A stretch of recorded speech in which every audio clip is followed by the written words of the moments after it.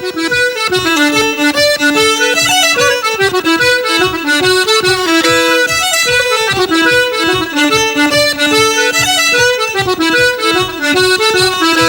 the music of the O'Keefe Slide, played by Jackie Daly and Seamus Craig, we are now on our way to Jimmy Roach's Four Elms Bar in Lyreacrompane for tonight's programme of music, stories and song, from the young and the not-so-young alike. And shortly, we'll be starting the programme with some beautiful singing from the pupils of the local national school who will feature throughout tonight's show.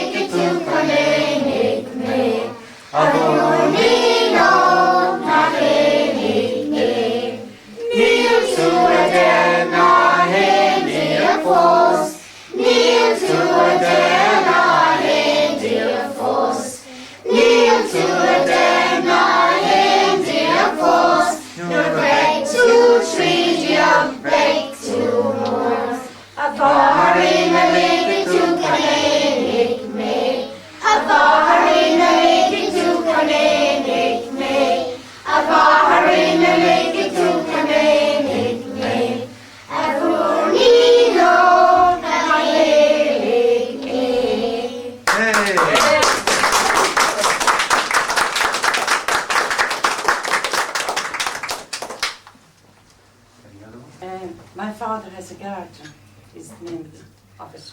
Okay. My father has a garden with many lilac trees. My father has a garden with many lilac trees, with branches spreading sideways, swaying in the breeze. Come into my garden, come and see the lilacs there. Come into my garden, lilacs everywhere. My father has a garden with many lilac trees. My father has a garden with many lilac trees, with branches for the birds' nests and flowers for the bees. Come into my garden, come and see the lilacs there.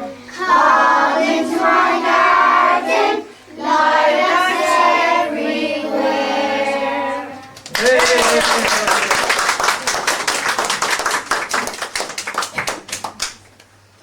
Now we've got a young man here from the local school and he's going to introduce himself first to you, then we'll be getting a lovely poem down the line. So, your name is? Ian McKinnon, Mm-hmm. and I'm from Knockandoo, Lyreacrompane.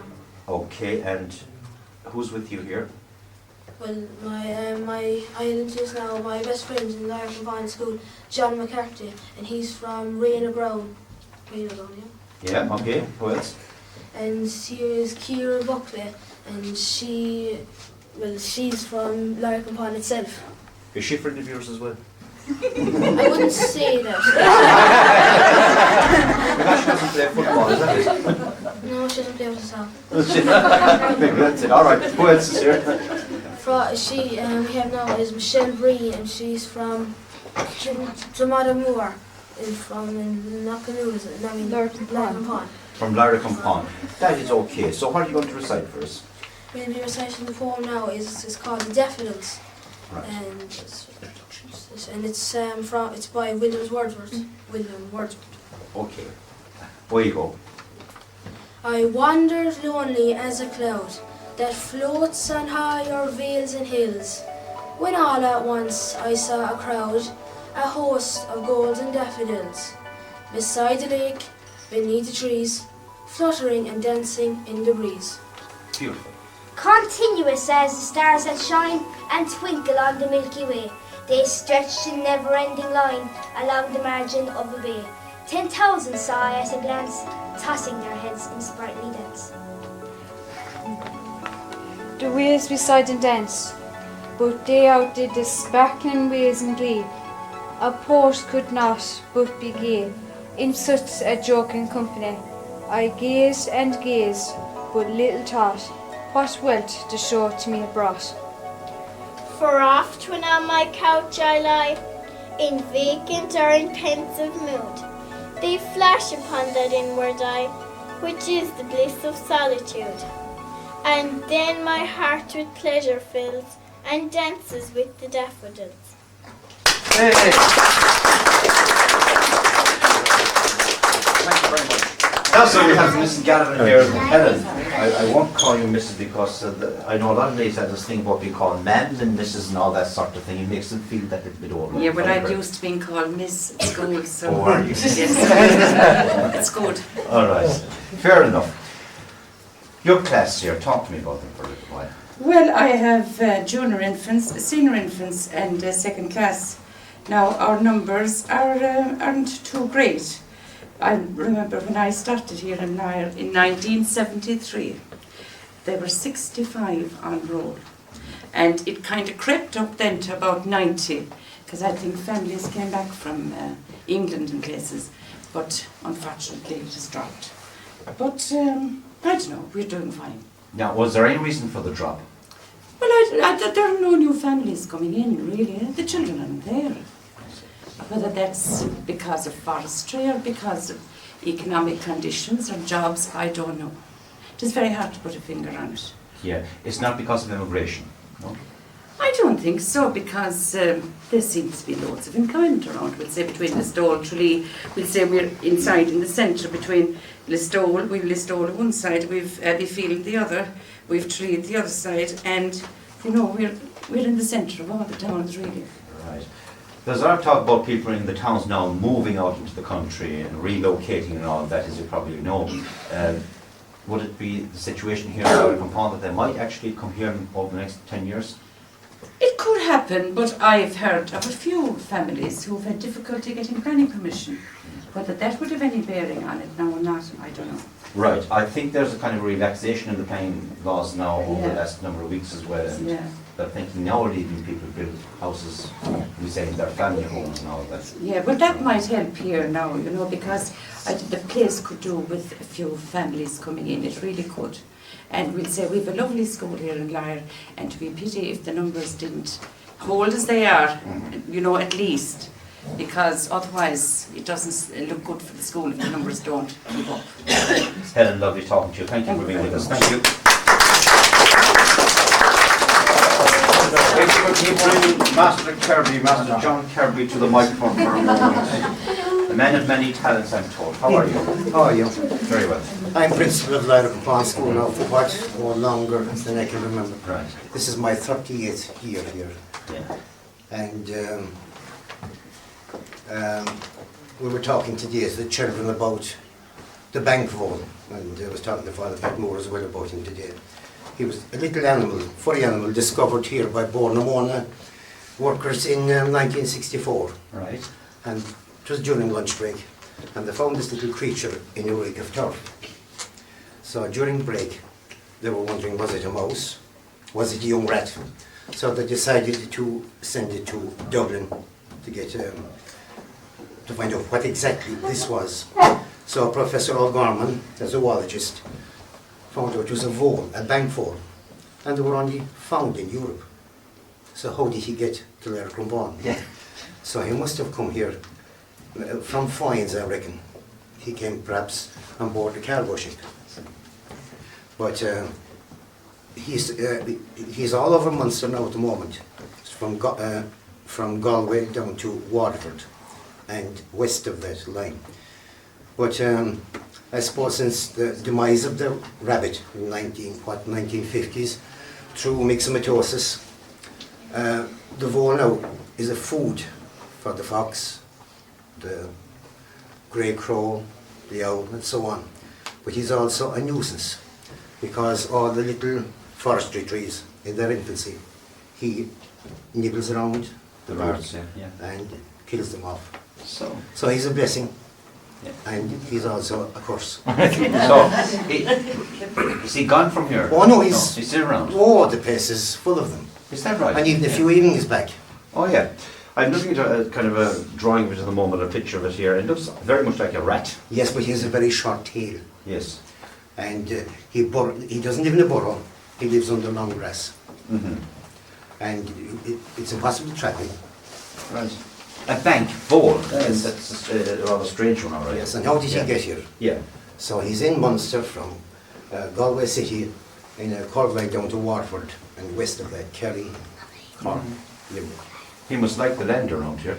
Well, he's plenty of cover, I'm sure. I would bring, thank you, John. I would bring Father Thank Pat you. Moore here for a moment as well. Father Pat, an interesting story there about the That's hole. right, Yeah. the hole, and they know quite a lot about him in the school, and the first one was discovered anyway in Lyreacrompane School.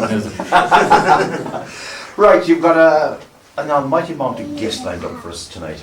Those young people were And fantastic. Jimmy Roach, Yeah. they're marvellous. Marvellous, yeah. And did you see the passion with which they sang their songs? And they're absolutely delighted that yourself and Eileen brought them sweets. Oh yes. So will you give them a round of applause for bringing these sweets? There you are. They put us against the right up first. Yeah. And that's his father, who's not from Lyreacrompane. Yes. And you can Come over sit here and to me a minute. come over and tell us. We have one quick And that's- word with you. Yeah. You're from where? From Malaysia. Yes. Malaysia. And are you long in Ireland? Since last year. Yes. We've been coming the last few years. Right. And you working locally? No. No. No. Not yet. Not yet. But you hope to. Yeah. At some point. And how many family have you? I have 2 children. There's a boy and a girl now. Yeah. And what do you think of this part of Kerry? This countryside? It's very countryside. Is it a bit quiet for you? It's alright. It's not too bad. And where would you go socialising? I don't actually. You don't? Well, I haven't found any friends yet. Oh, is that right? I'm sure after tonight you will. Okay? Thank you very much indeed. Thank you. All right.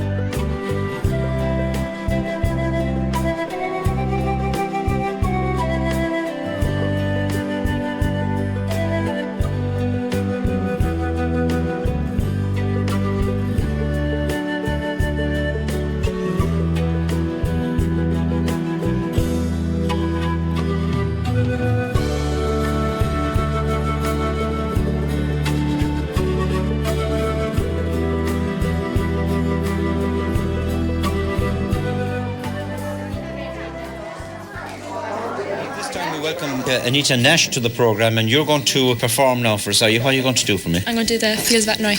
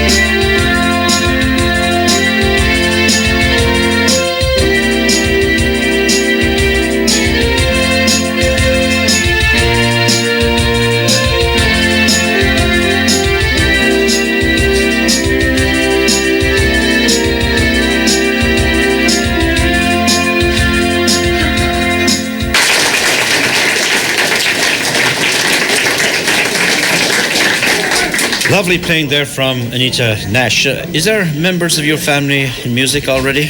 My sister plays this as well. Does she? Yeah. Yeah, you did very well in that one. That is lovely. And thank you for being with us on the programme.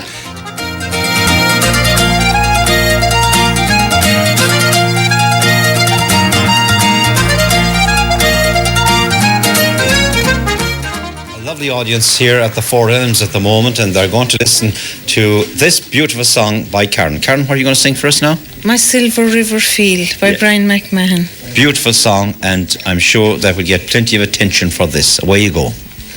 My heart tonight is lonely for my sire land, though many miles of ocean lie between. My heart tonight is home again in Ireland, with many a smiling Bochel and Colleen. Ah, would that in that green isle o'er the billows, 1 hour of youth this roving lad could steal, I'd stand again entranced beside the willows upon thy banks, my silver river field. I've had success, or so the world reckons. I've everything I've wished for at my hand, yet o'er the seas an Irish river beckons, and how can I deny its clear command? For what are riches when a heart is aching, and what is wealth when all my senses reel? To stand again and watch the red dawn breaking along thy banks, my silver river field. Tonight I see a cottage fire gleaming, the elves are dancing in the fairy ring, while up the stream comes silver salmon teeming, alive with all the urgencies of spring.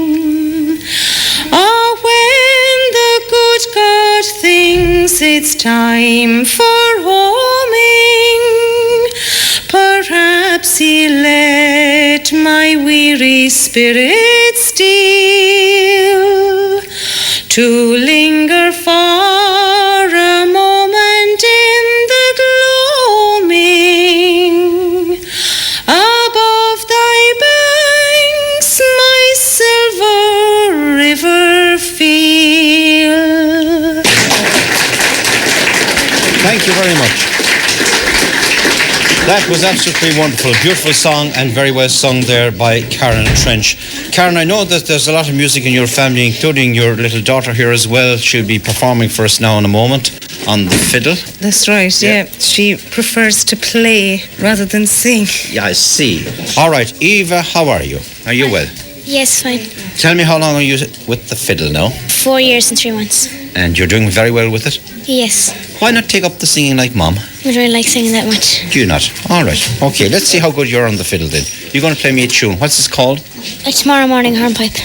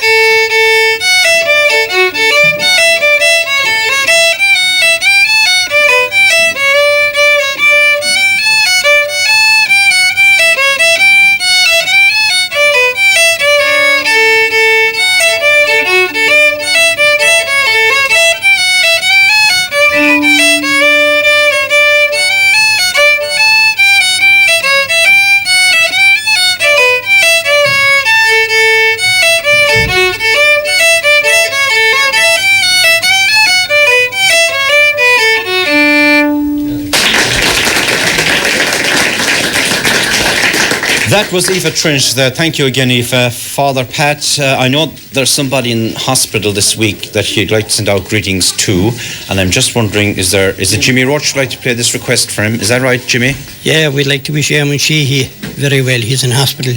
Unfortunately, he was here with us tonight, but he's in hospital, so we wish him well. Get well soon, Eamon, and welcome back. Okay.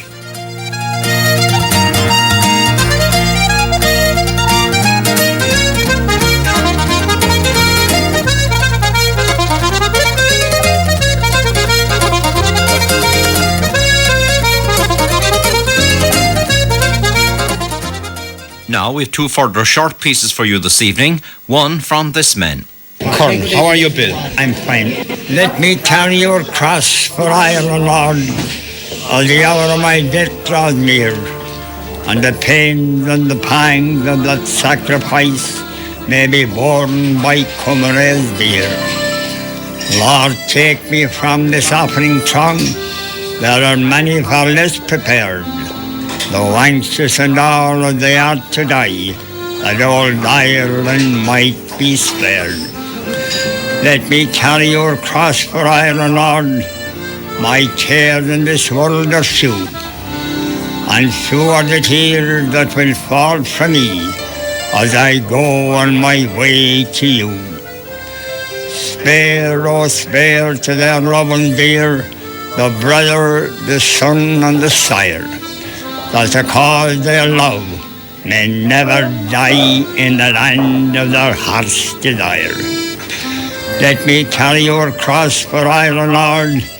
Let me suffer the pain and shame. I'll bow my head to their rage and hate, but I've taken myself the blame. Let them do with my body whatever they will. My spirit I'll offer to you, that the faithful few who heard her call may be spared to rosy and dew. Let me carry your cross for Ireland, Lord, for Ireland weak with tears, for the aged man with the clouded brow, and the child of tender years, for the empty homes of our golden plains, and the hopes for our future too. Let me carry your cross for Ireland, Lord, for the sake of rosy and dew.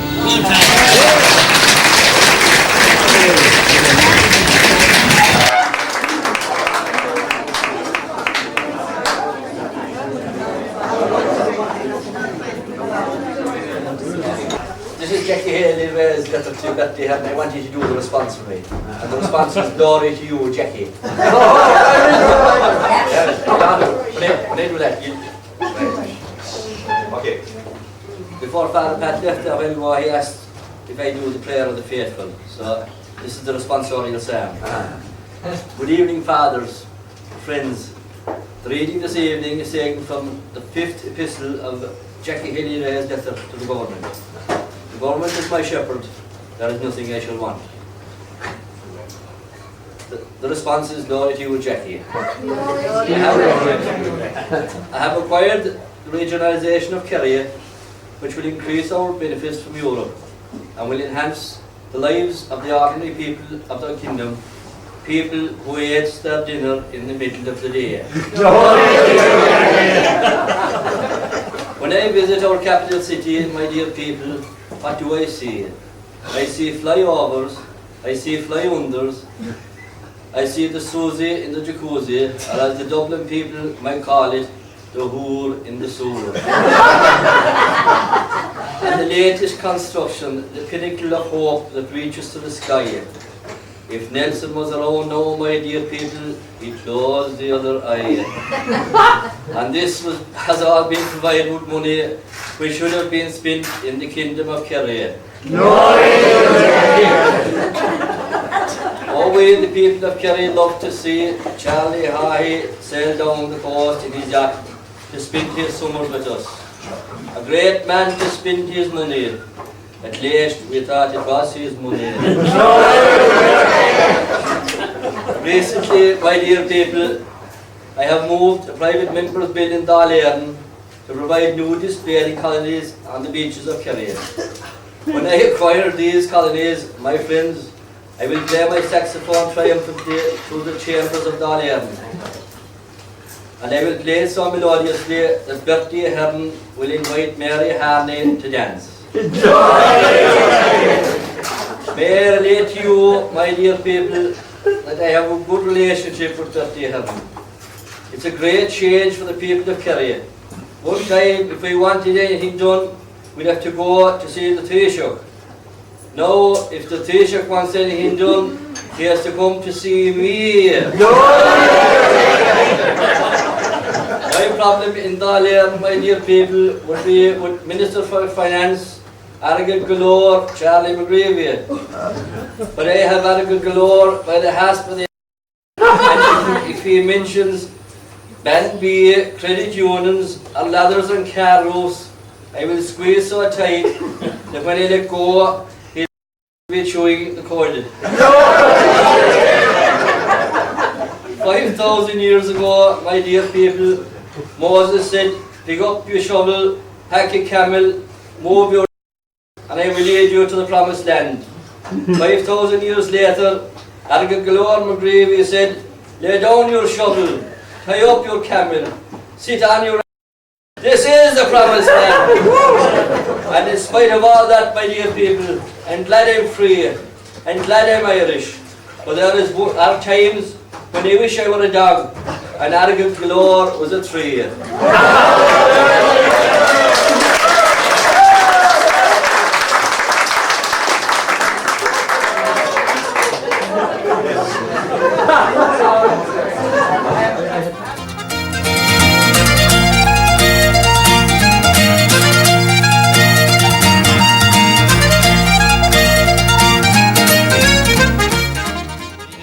Here now with us, and he's going to sing a couple of verses for us of the village of Asties. I'm just a plain young Irish lad, and Kerry is my home. I love to ramble down the road when my daily chores are done.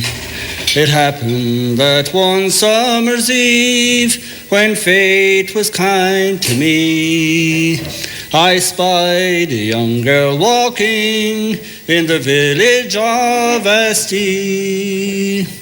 Said she, my handsome fellow, I'm glad we've chanced to meet. I've often thought about you as I walked along the street. If you think I'll make you happy, then I'll gladly go your way, and we'll speak with Father Murphy and name our wedding day. The priest, he spoke of love and life, and blessed our hearts as one. He wished us every happiness until life's race is run. We walked the aisle with love's sweet smile for all the world to see. Then we headed out for Kathleen's house in the village of Asties. Well, now we have a little house and lovely children too. We'd like to have your company if you're ever passing through. We'll sing a song and talk a while and have a cup of tea. For we know you love the life we live in the village of Asties.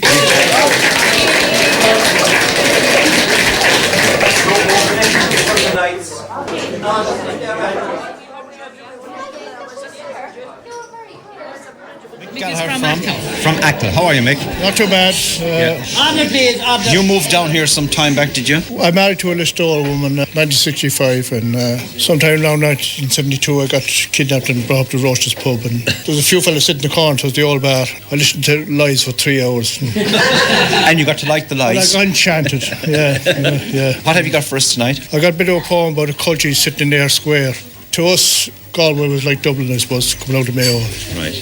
There were city colleens, eyeing country spalpeens, all dressed in the latest flair. There were greenheads and puce heads and seagulls in hundreds, as the culture he sat in their square. There were colliers with cullias and mad ayatollahs. They came from God knows where, while snotty gossoons were flogging balloons, as the culture he sat in their square. A cocktail Dolene enchanted a Froline, she taught him debonair. And the dusky Sinora wore a cockade fedora, as the culture he sat in their square. There were Sosnas and Gaeligors, Rockers and Caeligors. A group was urging prayer. There were Japs, there were Yanks, and all kinds of swanks, as a culture he sat in their square. Pie-bottled coppolines made lots of droppolines, perfumed the Galway air. And the buck with the shillelagh threatened to flail ya, as the culture he sat in their square. There were rays, there were jigs, fellas squealing like pigs. A fiddler from the County Clare, and the Fibber McGee murdered Mother McCree, as the culture he sat in their square. There were terrible shenanigans between the Lanigans and Flanagans. 'Twas sorted with knuckles bare. God blashed the Lottie, the place is a calamity, said the culture who ran from Ayr Square.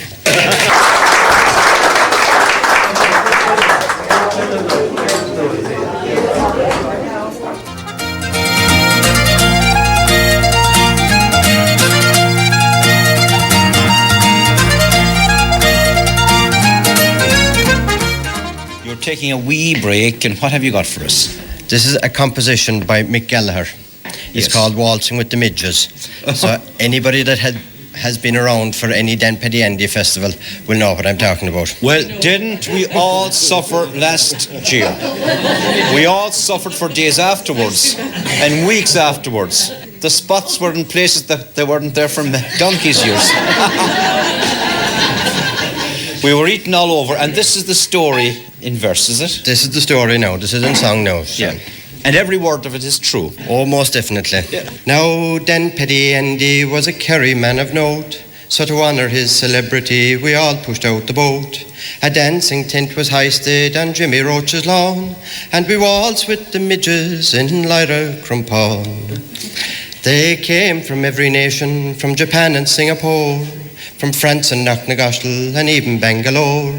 There were people there from Egypt and others from Saigon, and they waltzed with the midges in Lyreacrompane.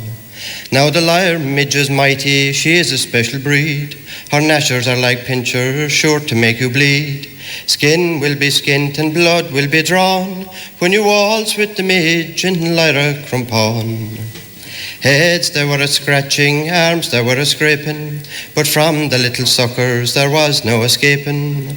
To every nook and cranny they lustily hung on, while waltzing with the dancers in Lyreacrompane. Well, Larry tuned his squeeze box to a perfect pitch, but after a couple polkas, sure he began to itch. He dropped his melodeon and belted his bodhrán as he battled with the midges in Lyreacrompane. Now Johnny, he was a tearing, but Maggie was ecstatic. They circumscribed her garter and got above her elastic. She tingled and she tinkled all night long, while waltzing with the midges in Lyreacrompane. So if you feel like dancing, if you're courting or cavorting, come up to Stags Mountains, you'll find the people sporting. You'll be rolling in the aisles and rocking until dawn, when you waltz with the midges in Lyreacrompane.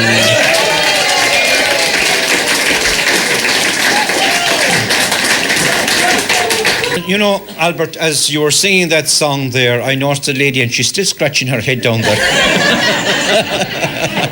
And you know, I'm doing a bit of scratching myself as well. Will I pass comment on that now, Sean?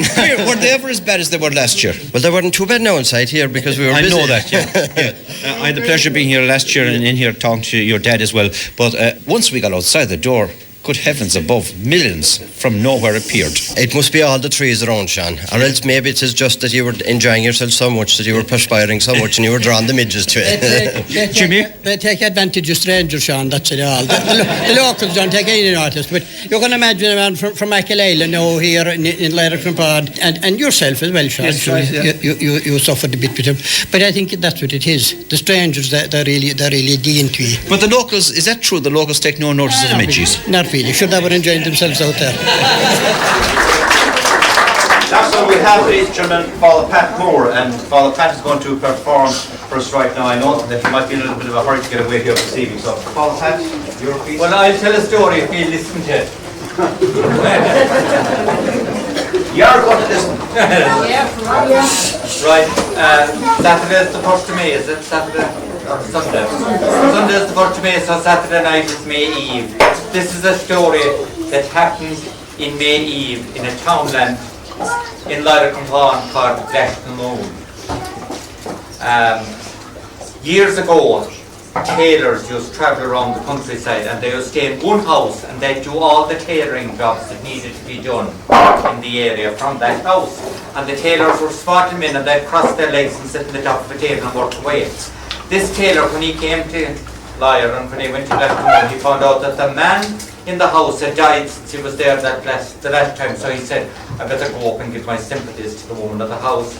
And she said, you don't attempt to go anywhere again. You stay in the house like you did every other time while my husband, God rest him, was alive, which he did. He was sleeping in the loft, which was up over the kitchen, and May morning he was woken by the fierce noise down in the kitchen, and when he looked down, he said, God, I'm after sleeping in, but when he looked down the kitchen, he saw the strangest sight he ever saw. She had a bat put into the kitchen. She was bringing in a bucket of rainwater, and with every bucket of rainwater that she put into the bath, she put in a coal out of the fire. Bucket of rainwater, coal, bucket of rainwater, coal, until it was full, and then she put her two hands out over it and said some strange incantations. The next thing, she stripped off every stitch of clothes on her, jumped into the bath, came out in the shape of a hare, and ran out the back door and up the back field. And he was standing there in amazement when 20 minutes later the hare came back in the back door, jumped into the bath, came out in the form of the woman again, put on her clothes. He just lay down in the bed and she rolled up, I don't want to get up at all today. So she did. She went, come down and eat your breakfast. He came down, the ladder, and I mean, he didn't say anything. What would you say, like? But the next morning anyway, the next morning, he was up at cockcrow before her. She was at the same thing. Put out the bath, the bucket of rainwater, the coal, the bucket of rainwater, the coal, the bucket of rainwater, the coal. And then she spread out her hands, said the same strange words, and stripped off her clothes, jumped up, jumped into the bath, came out in the shape of a hare, ran out, and if she did, he came down the ladder, stripped off his own clothes, jumped into the bath.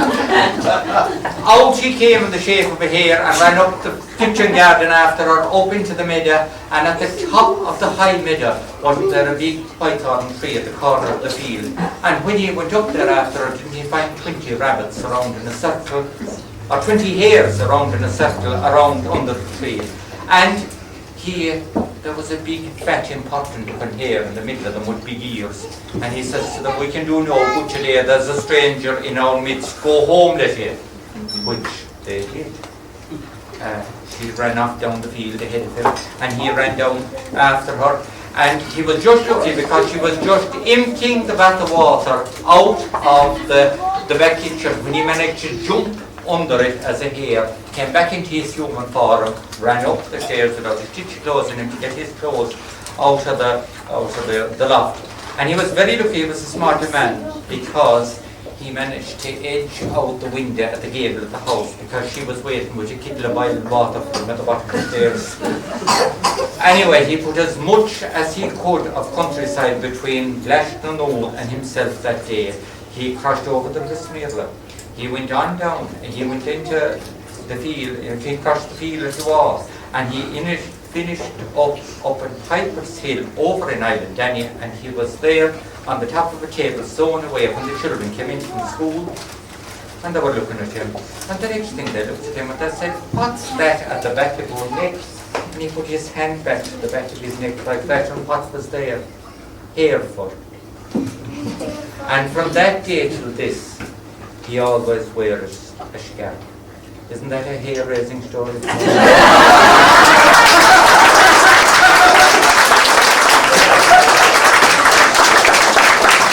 Tough Alter Road. Thanks, Sean. I'm only after driving up from Banmore. He mentioned, Father Moore mentioned the creamery there, I was come to the creamery when I was a young lad. And I wrote a little story years ago in the Lyre Journal, which I have here in my foca. And I might read a small bit of it for you, because in order to get accuracy, I'd have to kind of read it like. Okay. That was the age when the tractor was coming into its own. The old man got rid of his beloved horse and bought a fairly good second-hand David Brown tractor. He hadn't a clue how to drive, but that didn't matter that much, as by that time I was 15 and a dab hand at driving tractors. I had learned from my uncle, who had a Massey Ferguson, a tractor he has to this day. Lyre Creamery beckoned, and on my first voyage the old man rode shotgun behind me to show me the way. We set off with the entire canine population of the 4 houses around us in hot pursuit, barking madly and trying to eat the tyres off the poor old David Brown.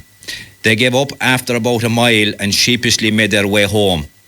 We arrived at the Branner, and I slipped my machine into first gear and made the descent to the grotto, where at Dordan's Cross we joined a long queue of tractors, donkeys and horses. Conversations were in full swing and laughter abounded. My father joined the other farmers while I remained in charge of the David Brown, smoke puffing from his exhaust. We discharged our cargo of about 12 tanks of milk belonging to ourselves and our neighbours. Prior to this, there were 3 or 4 horses making the journey to Lyre Creamery.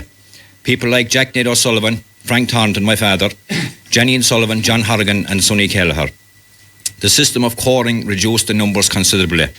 My maiden voyage was complete, and when I got home, a fine free-range egg awaited me, and all the brown bread and tea I could consume. I was off every morning on my own after that. It was a grand leisurely drive, and it was made even sweeter if I had a few butts to pull on. Those were invariably nicked out of the old man's top pocket. Over the summer, I came to know the characters in that queue, people like Tom Scanlon, Bridie Sheehy, John Joe Sheehy, Bill Curran, Cod Sullivan, Jackie Welch, P.J. O'Connor and Mick Nocton. After finishing at the creamery, I usually drove over to Niels Nolan's shop to purchase messages for the neighbours and of course to buy a few fags. Nolan's was like a sweet flower that attracts the bees. It was always a hive of activity, and along with the creamery formed a fulcrum on which the activity of Lyre revolved. The summer quickly came to an end, and by now I had taught the old fella how to drive the David Brown. Now I finish off with a little poem which is about the creamery as well, and I'll say that for you as well, Sean. Okay. I sat on my tractor that morning, pulled the accelerator, sounded the horn, up the hill and down the valley, chuffing, puffing, on we sally. Screech of brakes at Dordan's Cross, the old fella dismounts, I doss. Have you cut the hay yet? We'll get rain, I bet. He's mowing Friday, young Fitz. Bad sesh to rain, he spits. Did he get docked by your man? He said I'd water in my can. God, bad sesh to him, he's here again today. When I meet him, there'll be hell to pay. They're down on the small man. Get rid of him. That's their plan. I'll go into Suckling next year. They won't cod me, never fear. And sure enough, the queues got smaller. Soon everything was replaced by the hauler. The quota, the test, the gat did away with the banter and the chat. No more is there a queue at Dordan's Cross. Gone are the donkeys, the crack and the horse.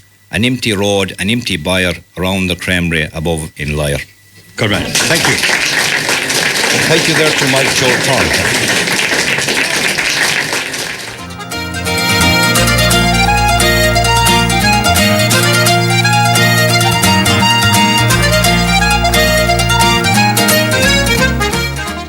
Next, now we go to a young man, Kieran Flavin, who tonight plays concertina for us. But first, he had this very special request. My grandfather.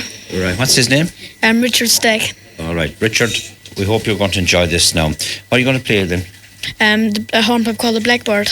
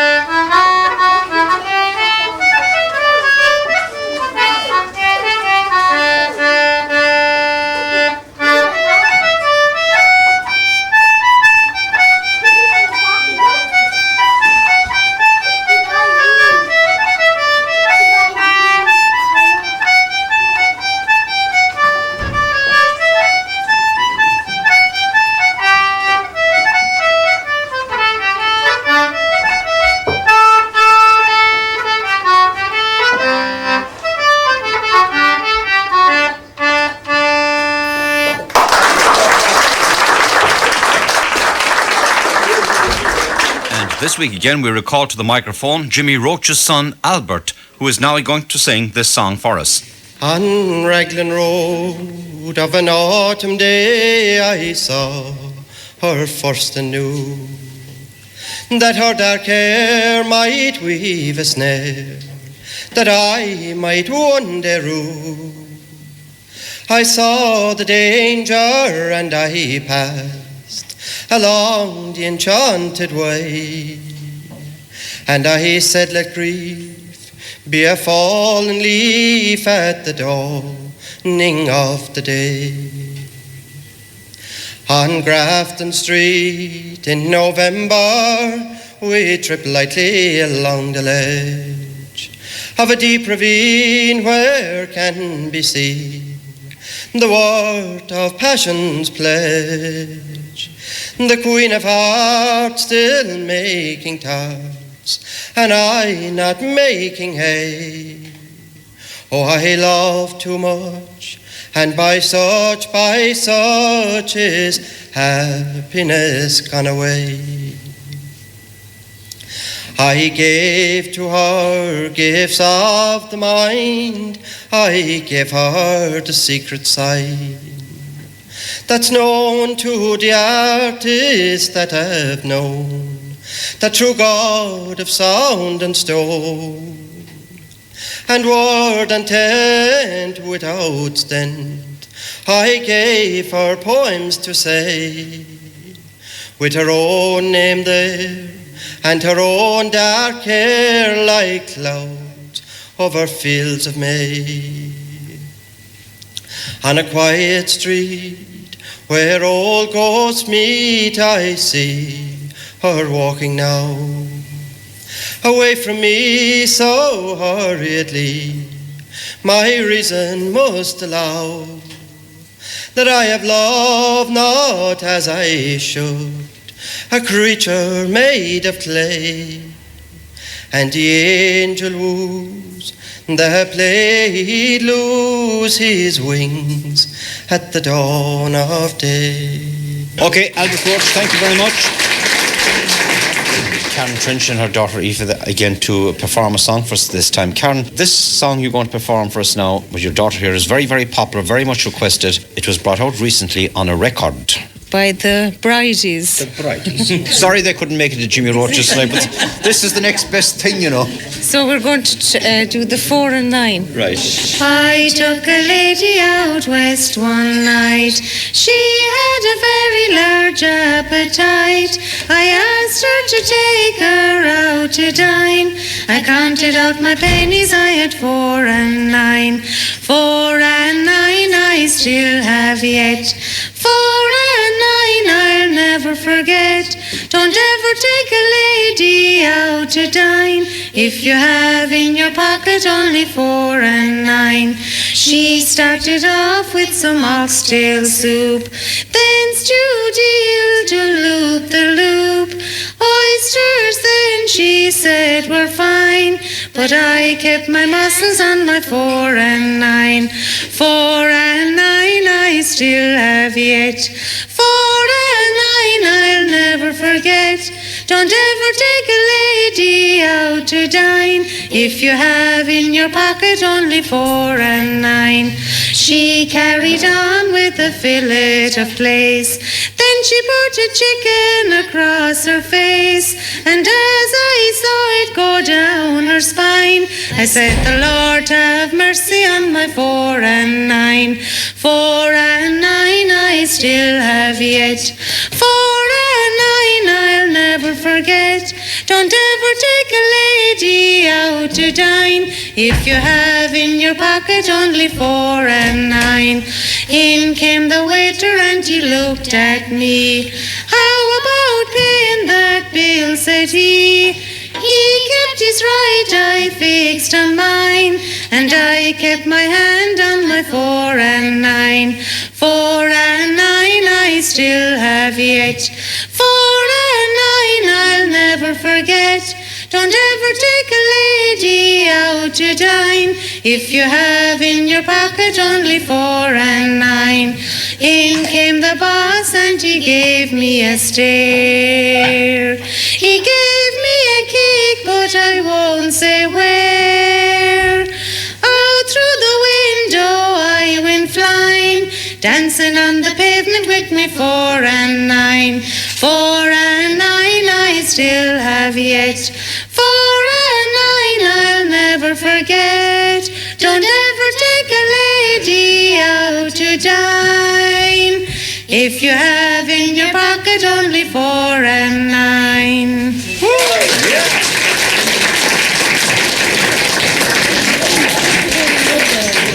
Tom Hurley is over here with me. Tom, can you beat that one? No, I couldn't be that, no. But I would say you wouldn't have much business going to die with 4 and 9, though.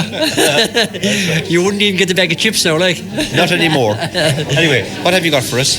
As we talk about dining, I'll do one called The Salt. Right. You may have had it before. My school days were full of confusion. I wasn't too bright now to tell you the truth. And my mother, she soon came to the conclusion that I'd never see the inside of me note. I was too big for a dwarf in the circus, I hadn't the chest for the guards, and in between sat the Veniner garçon, not meant for financial rewards. My father thought I was a charmer, but the best for me he could do, so he sent me to work for a farmer in a backward place known as Kerry. Now this farmer had no brothers or sisters, he must have been 60 or more, and he lived with his old widowed mother, a woman of about 84. Now the first week it wasn't too easy, I couldn't do anything right, and the grub it was never too greasy, just stir about morning and night. Now the grub it was never too greasy, no mention of mutton or malt. One day it was salt and potatoes, the next day potatoes and salt. Now the second week it was a bit better, 3 chickens they died with the coop. We eat the meat down to the feathers and live for a week on the soup. The next week was all vegetation, cabbage and turnips and grass. Now that's not a high-calorie ration, but then misfortune befell the old ass. One morning I went to fetch Walter, for that was the old donkey's name. And as I went to put on the halter, I could see he was terribly lame. So I went back and told the old farmer, and he looked at him crooked and straight, and he said with his voice in a quiver, "'Twould be a pity to be wasting fine mate." So he sent me back home for the hatchet, the big butcher's knife and the saw, and I saw the old donkey give a dying kick as he stuck the big knife in his craw. Now that was the end of old Walter. His life it had come to a halt. He cut him up in 2 big flitches and sent me to town for the salt. Now the mate of an ass is like rubber, not meant for a stomach like mine. But the farmer had teeth like a grinder, and he ate him right down to the grind. I gave a bit to the old woman, I thought it might help her improve, but she was all night roaring for Andrews, trying to keep the old ass on the move. Now the farmer, he slept in the kitchen, in a big settled bed with 2 doors. His pillow was an old horse's collar, and he'd wakened the dead with the snores. The old woman suffered a fright from arthritis, she couldn't lie easy in bed, and as each night as I climbed up in the attic, she'd be there and she nodding her head. One morning I jumped out of bed like a fable, and as I came down the stairs, sure to my surprise, the old woman was laid out on the table, and the farmer was closing her eyes. Well, I ran from that place like a demon. The farmer was shouting to halt, and as I ran down the road, I could hear him saying, "Come back and bring me the salt."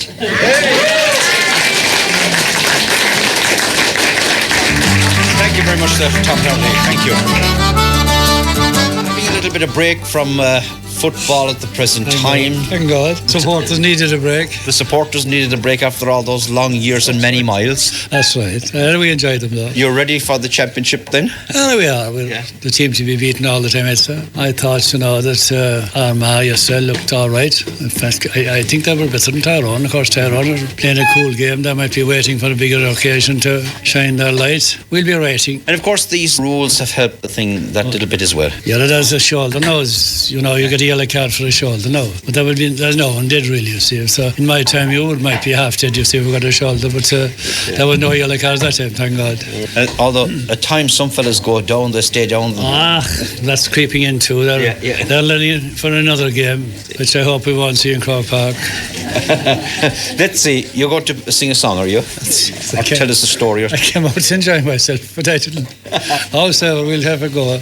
It's often I dream of returning to my home in the Emerald Isle, where peace and contentment abounded, where laughter is heard all the while.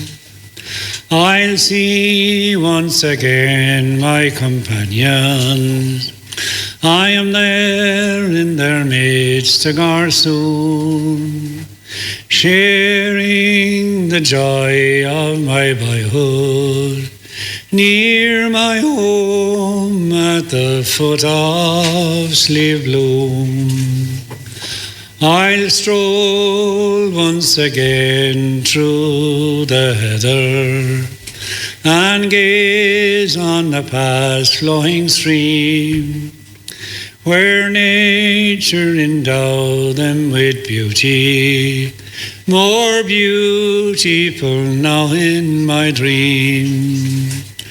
I hear the clear notes of the fiddle. It rings out that gay lilting tune. They're dancing tonight at the crossroads, near my home at the foot of Slieve Bloom. I'll see once again my own mother as she lay on the old feather bed. My brother and sisters around her, that family rosary is said. I see once again the old chapel. It echoes that organ sweet tune. Oh, why did I ever abandon my own home at the foot of Slieve Bloom? But my dreaming of homeland is ended. A vision more radiant I'll see, where God and His Mother are waiting, with heavenly angels for me. There's one wish I ask of my Saviour, when my life it has come to full bloom. Please God, will you make me my heaven, near my home at the foot of Slieve Bloom. Yeah. Thank you very much to Jerry Savage. They are ready to place the tune here on their accordions, and again, we'd appreciate it if we get a little bit of cueness for this.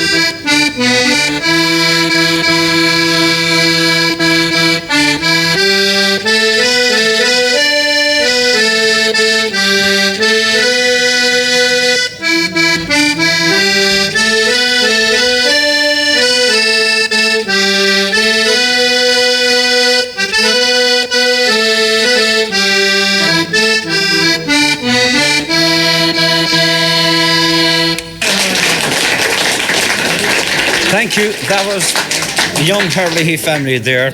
And I must ask you the question, do you ever argue over tunes at all? Yeah. Do you? Constantly. Constantly? Yeah. And who wins the battle in the end of the day? None of us. None of you. So, what did you play there for me? Can you name those tunes? We played the Galtee Mountain Boy and then the Valley of Knockanure. And you didn't fight one bit about them, you didn't? A bit beforehand. Oh, did you? A small little bit.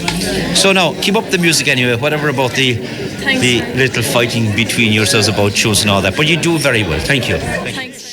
Mary Kerry with us, and she's going to sing us a little song. Mary, tá fáilte go in Clark. Now, Mary, what are you going to sing for all these lovely people here? Well, I'd like to do a traditional song this evening. Yeah. And it's called Loch Shiel Inside. Okay. All right? Yeah. Farewell, old Ireland, a long farewell. My bitter anguish no tongue can tell, yet I must sail o'er the ocean wide from my cottage home, my Loch Shiel inside. How proud was I of my girl so tall, envied most by the young and old, when I took Eileen, my fond young bride, to my cottage home, my Loch Shiel inside. But all those good times were not to last. The landlord came our home to blast. He drove us out in the blinding snow, and from Loch Shiel we were forced to go. They buried her in that churchyard low, where in the springtime the daisies grow. The tears were shed for my fond young bride, who lay sleeping now, my Loch Shiel inside. Thank you very much, Mary. All right, this time we have Anne and Kieran Flavin, mother and son, performing for us on Tin Whistle.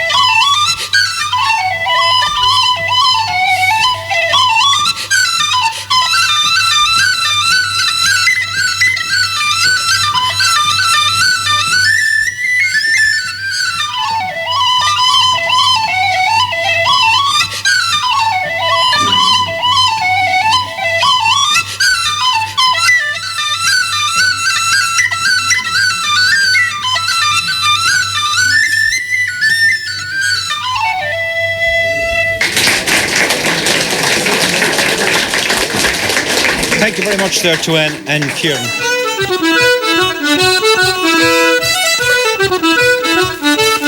Now, so we're going to sit ourselves down on a so-gone chair here at Jimmy Roach's, and the man I just mentioned is sitting just opposite me. Jimmy, welcome back to the programme. How are you?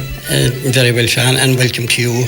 Thank you very much. Back as well. Yeah. The last time I was here, I didn't ask you about the actual pub itself. I know you sang songs to me, you recited poetry and all of that, but the pub itself, does it go back very far? Well, it certainly goes back. My great-grandmother sold drink here, Sean. I don't know, was it a shebeen or a pub, but she sold drink here anyway. Yeah. My great-grandmother, that is. Was that legal at the time? At the time, I don't know. So it's been in the family ever since anyway. It's gone from strength to strength, one would say, because it's known all over the world now. It is, I suppose, although I suppose with the new breathalyzer laws and everything, the city is fairly hard now, you know. Nobody can drive here and have a few drinks and go home afterwards, you know. I see. But that could be said also, of course, of the many pubs in the towns nowadays. Yeah, that's true too, I suppose. That's quite true. Would you have a taxi service at all here? No. We have no bus service in Lyre. You won't get the odd fella coming in out of the good of his heart saying, I'll drive home your customers at night? Well, you wouldn't get the odd fella, I suppose, all right. Yeah. That would do it, yeah. Oh, that help out. They're very neighbourly around here, that's one thing about them. Mm-hmm. I've been here all my lifetime, and I'm in my 73rd year now, and I've been very happy here.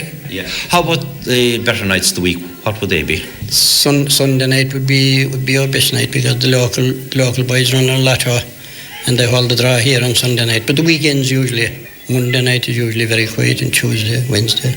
But it's family-run business, and we're able to manage. Right. You know. And you still have to keep it open the bad nights as well as the good. Oh, yeah. Oh, sure. We play a game of cards as well, you see. We play 41, Friday, Saturday, and Sunday night, maybe. Keeps the home fires burning. Yeah. Now, you're very well known for a song that you had one time, Mick O'Connell, the boy from Valentia. That's right, Sean. Yeah. Written by a local man who is now deceased. But he taught me for a while in Lyre School, Francis Ahern. Mm-hmm. And he composed this, I believe, among other ones. He was a very talented man. He taught in Lyreacrompane School, as I say, for a spell, and then I'm sure after that he moved on to Shanagolden, where he spent the rest of his teaching years, and he died down there as far as I know. So he made one about Miko in 1962, I think, against Roscommon. I was at the match, actually. Right. I haven't been to Croke Park very often, but I was glad to be there that day anyway. Now, we might have that song tonight, because after the last broadcast, some fellow said to me, in the name of God, why didn't you get him to sing the Mick O'Connell song? Even though the one about Crowley was very, very good as well. I'll try the one of Mick O'Connell tonight. In the county Roscommon, they thought they were through to the All-Ireland crown of 1962. They forgot that the kingdom had a hat full of tricks since we beat them before in 1946. And O'Connell, the boy from Valentia, the pride of the kingdom was he.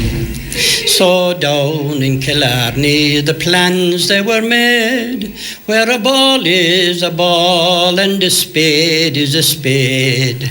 And with Dr. Eamon the boys did prepare for to fight on the ground but to win in the air. With O'Connell, the boy from Valentia, the pride of the kingdom was he. Niall Sheehy he was sound, and Tim Lyons he was great, and the bull Seamus Murphy he rarely was bait. In goal Johnny Cullity as brisk as a bee, nothing passed him that day but one lone penalty. And O'Connell, the boy from Valentia, the pride of the kingdom was he. Up the centre where often our troubles begin, it was handled with care by the brave Lucy twins. When they hit the Lee Road with a fist or with brogue, it was cleared from the wings by Dwyer or Sean Og. To O'Connell, the boy from Valentia, Valentia, the pride of the kingdom was he. On the mark Timmy Sullivan, a boy of renown, and the pride of the girls in his own island town.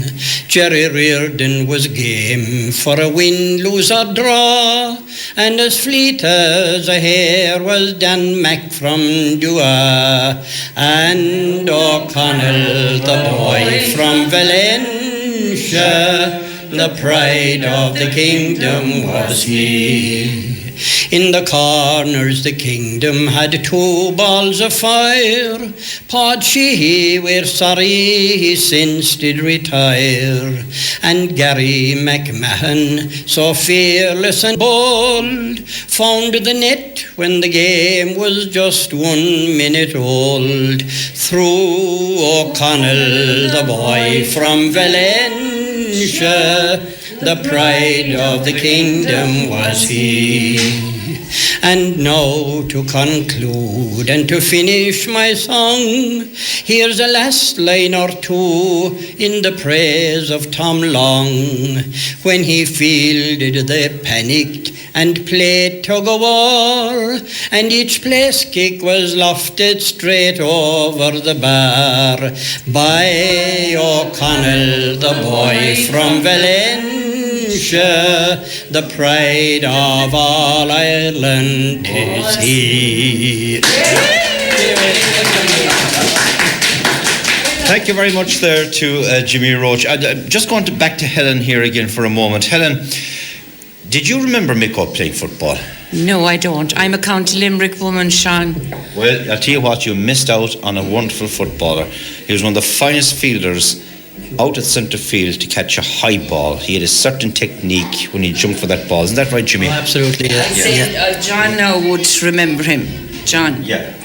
John, back to you for a minute. John Kirby, you remember Micko? Yes, I remember Micko. Yeah. When he was at his best, I was in Dublin. I was teaching in Dublin in the early 60s. And I never missed him any of his games in Croke Park. He was magic to watch him. And he's, as I said there, he had that wonderful way of going up for a ball.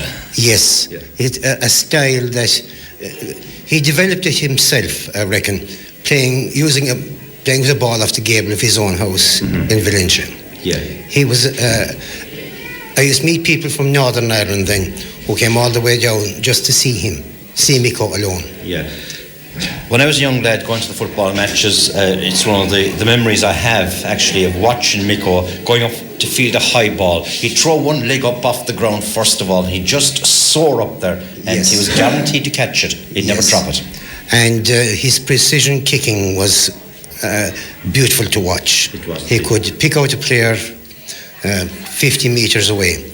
It's an art that the modern day player has lost. That's right. His good friend Micko Dwyer, he used to always pick him out in the forward line. That's true. The two of them were great friends. Yeah. They used to always travel down, go to matches together. Yeah. And of course the match was over. Micko always finished his day's work and he'd head home. Yeah, back across on the boat, back to Valentia Island, that's right. There was no drinking or messing. Father Pat, do you remember Micko on the playing fields yourself? I do, when I associate him with Eamon O'Donoghue, who was from Ashley, a neighbour of mine, and a brother of Paul's, and he was a forward, and of course he fed him very well. He was the precision. That's right. That we're talking about. That's right. Great stuff. Back to you, Jimmy. I know he listens into Radio Kerry quite a bit down there in Valentia. Any words for him tonight? Oh, to thank him for all the wonderful occasions he gave us with his wonderful football. I think, to me anyway, he was the greatest of them all. Absolutely. Yeah. Father, I know he's listening, and his lovely son Diarmuid as well is back there tuned into Radio Kerry. Yeah, fair dues to them, and I don't know the man personally at all. The last place I remember him was Eamon O'Donoghue's funeral in Ashtia, but I mean he's done great things for I mean, we're all handicapped in one way or another, but his son Diarmaid done the great work himself and his wife have done for the handicapped is extraordinary, and they blaze a trail of glory for everyone now. You know, just the Down syndrome reality is just so people are so willing to own it, like, and accept it as reality, thanks to their work. Yeah, we wish him continued success in the work that they're doing in village as well. Yeah, okay. All right, Father. And thank you all for your contribution tonight. And thank you, Jimmy. Thank you.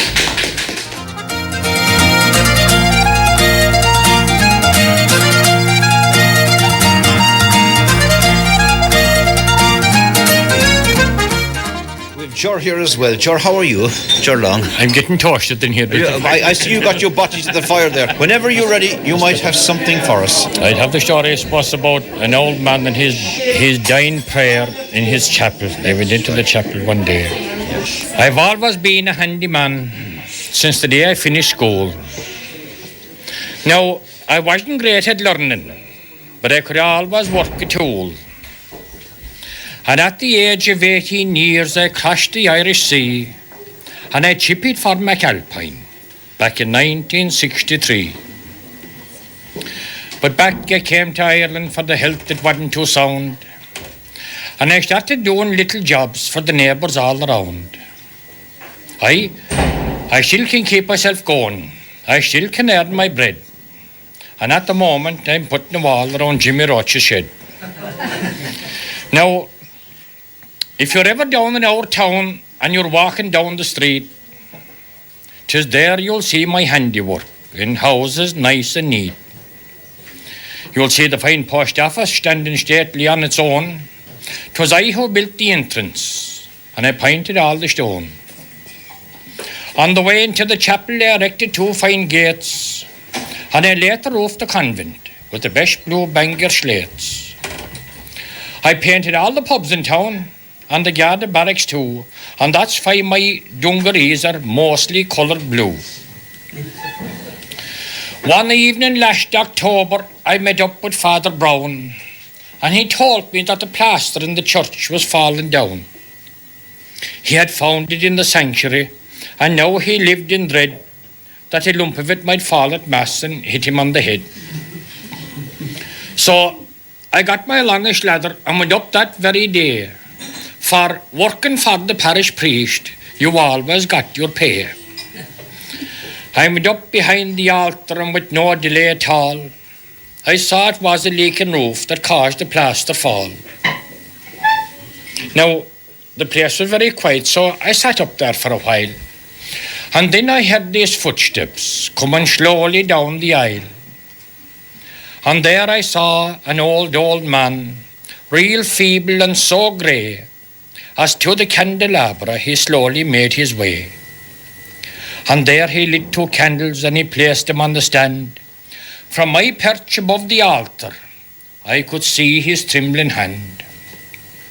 And then he knelt and joined his hands, and he began to pray. And in that stony silence, I could hear what he did say. Dear God, this first candle is for Johnny, our son who died at 4. It nearly broke my heart the day his coffin left our door. Oh God, maybe I'm selfish, and I know you're meek and mild, but I never ever understood why you took our only child. And the second candle is for Kathleen, my dear departed wife. 'Twill be just 2 years tomorrow she departed from this life. I know she pined for Johnny too, but she never said a word. The 2 of them are happy now in heaven with you, Lord. Dear God, I'd love to join him, just to see my Kathleen smile and put my arms around little Johnny and maybe hold him for a while. For life for me is lonely now while living on my own. And you know, I have this constant fear of dying all alone. Oh God, it's not that I'm afraid to go to see the promised land, but I'd love someone beside my bed to maybe hold my hand. Dear God, I hope you're listening to this old man's lonely cry, and may someone be beside me when it comes my time to die. And there was I, so quietly perched with just a swallow's view. I felt the Lord had challenged me to do what I should do. My wife was strong and healthy, my children all had grown. They were living all around me, so I'd never be alone. I never had a moment's thought for people on their own, who lived each day this awful fear that this old man had known. And there and then I made a vow that I would be concerned. We are our brother's keepers. That's the lesson I have learned. The old man struggled to his feet and he shuffled down the aisle. And it's strange, but something told me I should watch him for a while.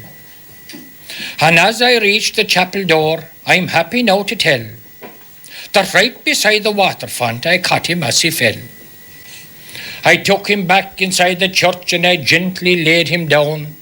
Who came in behind us but the PP, Father Brown. And with my arms around him I could see his dying stare as he gently whispered, "Thank you, Lord, for answering my prayer." And with the final sacraments, the victory he had won, the Lord would now unite him with his wife and infant son. And I begged forgiveness for idle hours I spent, with not a thought for others, not while I was so content. There are many, many people who are lonely all the while, who'd love to hear a cheerful word and love to see a smile. And maybe it's because I'm older now. I see the reason why. We'd all love someone beside us when it comes our time to die. Good man. Thank you very much, John Lynch. Thank you.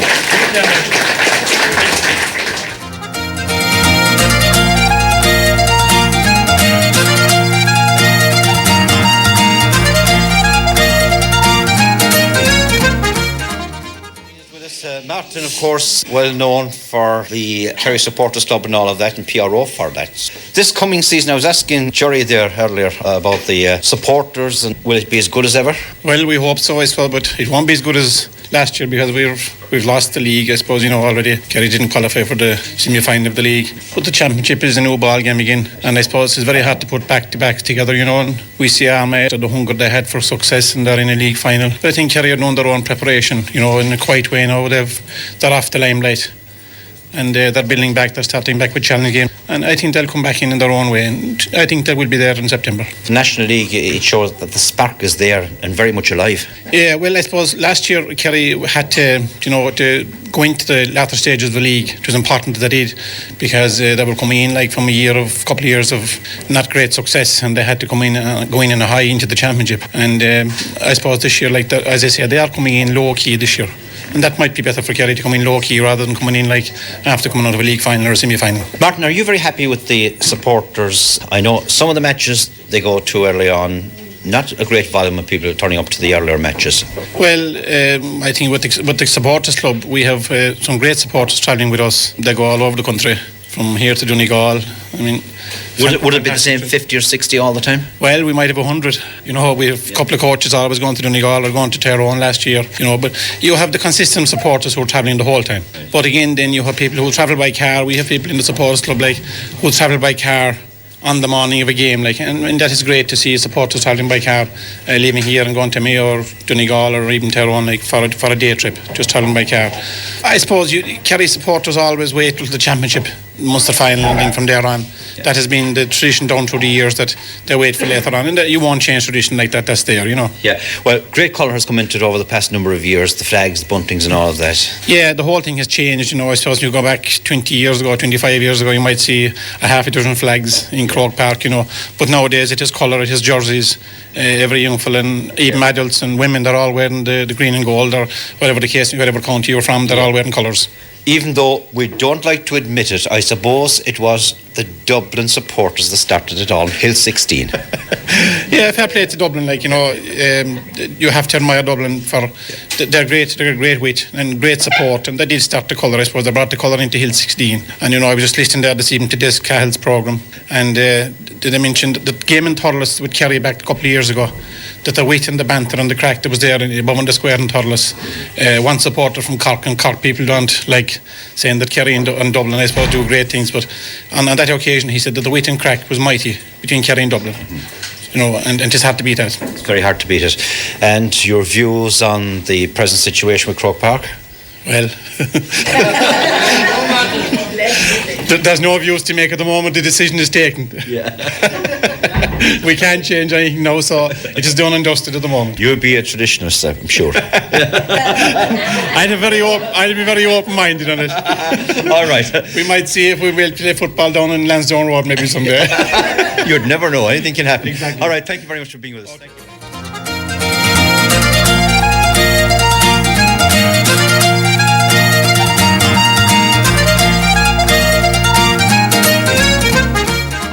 Now, what are you going to do for us? Hornpipe, is it? Okay, away you go.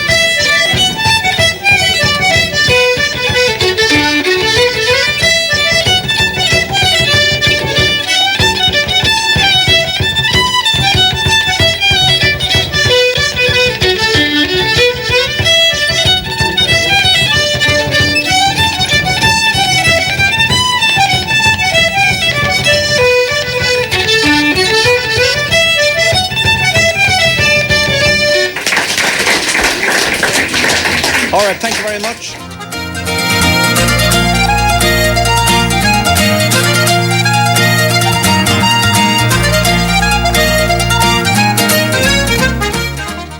On the programme is none other than Noreen Murphy, who sang The Green Willow for us.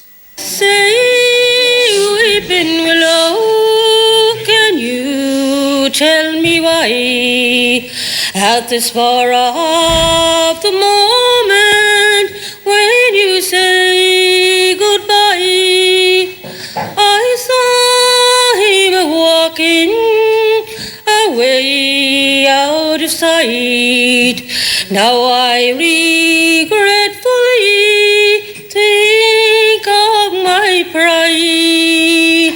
Willow, green willow, as your branches hang low, you seem to be sighing for the sadness I've known. I love them forever till the day that I'll die, until the green willow looks up to the sky.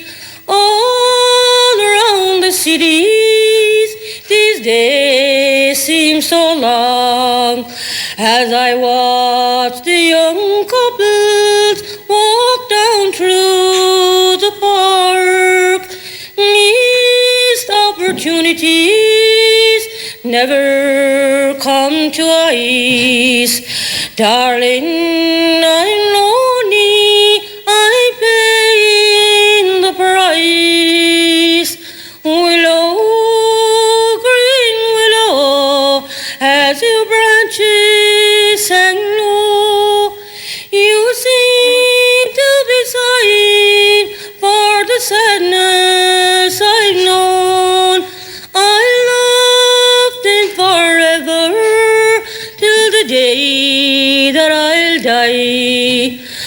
until the green willow looks up to the sky.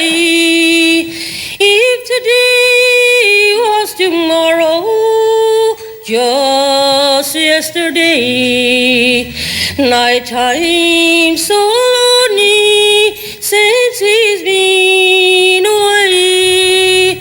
Life must go on though my heart feels the pain. Perhaps someday soon he will come back again. Willow, green willow, as your branches hang low, you seem to be sighing for the sadness I've known. I loved it forever till the day that I'll die, until the green willow looks up to the sky. Thank you very much, Noreen.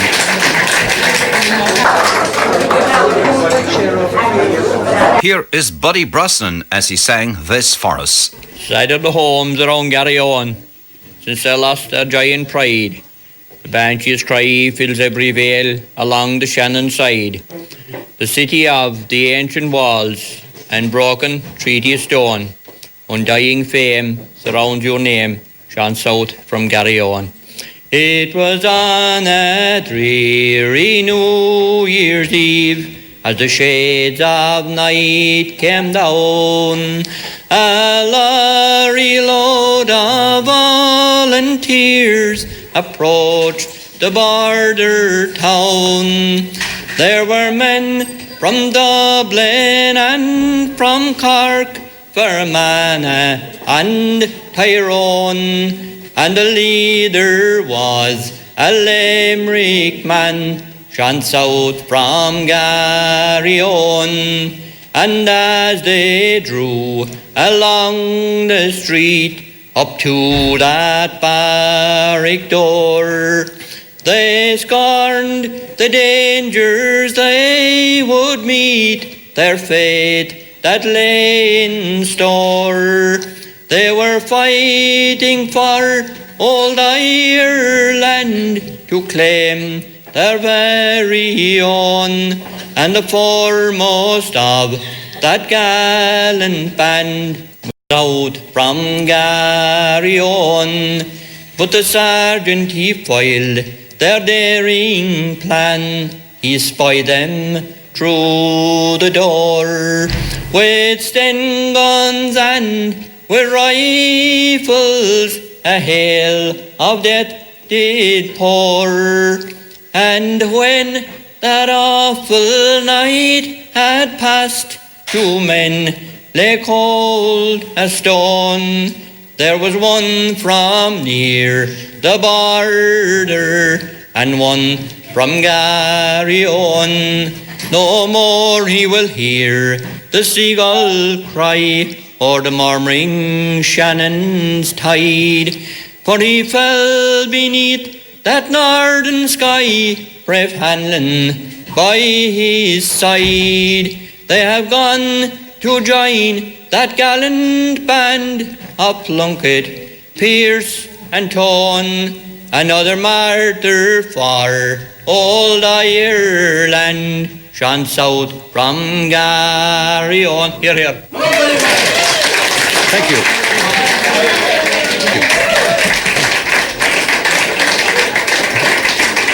Right, we have to go. We're on to our last piece of music tonight, or song I should say, from the man of the house himself, Mr. Jimmy Roach. And before we get Jimmy to sing the song, can we thank you?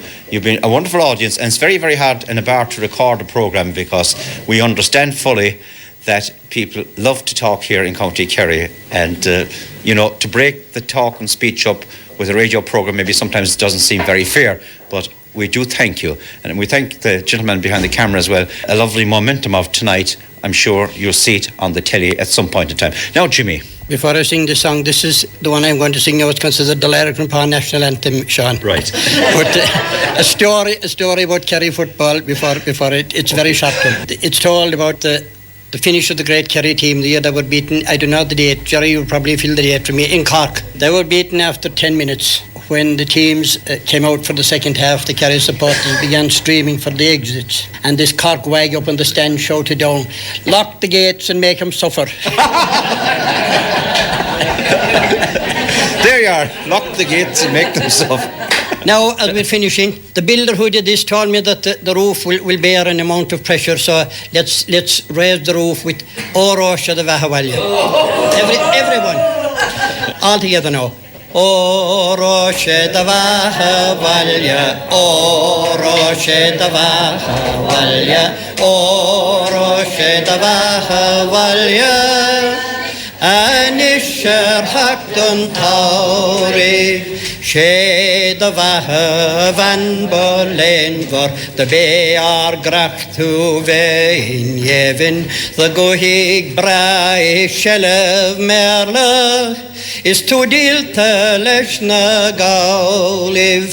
O Roche the Vahavalya, O Roche the Vahavalya, O Roche the Vahavalya, Anisher Hakton Tauri, Tagran Yuele Kaktar Salya, Ogligarm Hale Margarde, Gwelit Fenis ni Frankna Spanik, is Kurtje Ruger Gauliv, O Roche the Vahavalya, O Roche the Vahavalya, O Roche the Vahavalya, Anisher Hakton Tauri, a wile dina vart go vekim, mon mehem bio in gigak schachten, gran juwele smile gaskja, eg fogert faner gauliv, O Roche the Vahavalya, O Roche the Vahavalya, O Roche the Vahavalya, Anisher Hakton Tauri.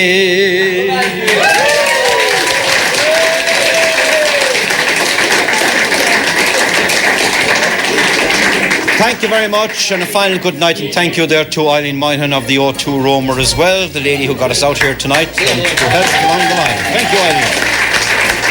Thank you, Jimmy.